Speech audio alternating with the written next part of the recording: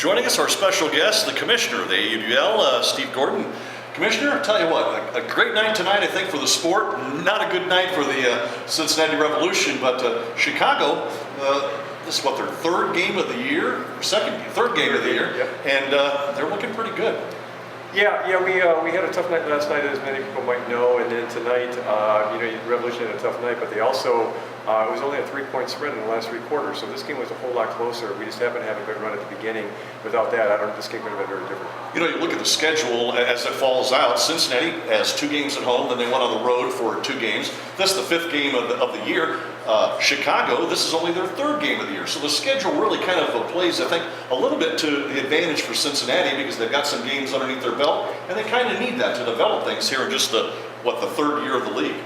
Yeah, and also a team in Cincinnati that has a lot of new players this year, so they're still just getting into a point now where they're starting to get those guys into the offense and defense that they want to run. Obviously very early, so there's going to be a lot of work for those guys. Actually, I'm very excited to see Cincinnati and see how they were playing tonight. Obviously, I'm impartial to the Wildfire, but that said, from the Commissioner's side, really happy to see the job Arimi's doing and the way the team is forming.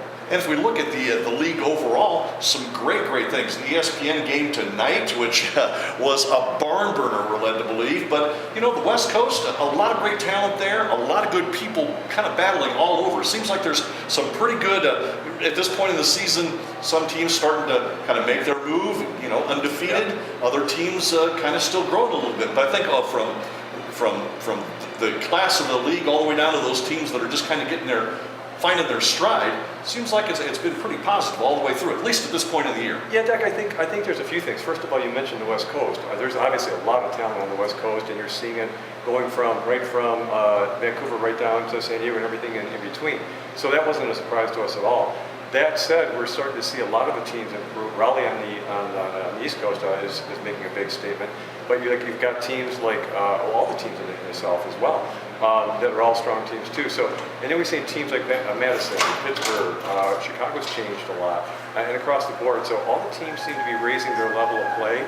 So to a large degree, you just have to do that just to stay with the status quo. And if you really want to improve, you got to bring it that much more. Let's move way ahead to the very end, that championship weekend. That's going to be exciting. We're not going to put let's just talk about the weekend. We're not going to put any teams there for that particular thing. That's got to be exciting. A brand new venue, and I think we get a crescent there with the championship that weekend. Yeah, Avea Stadium, which is I think 90 days old right now, which is a home field for the San Jose Earthquake.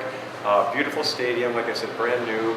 It's going to lend itself to a lot of things that we want to add to championship weekend over and above some of the good things we've done to this point already. And I think you're going to see a big difference in the whole production.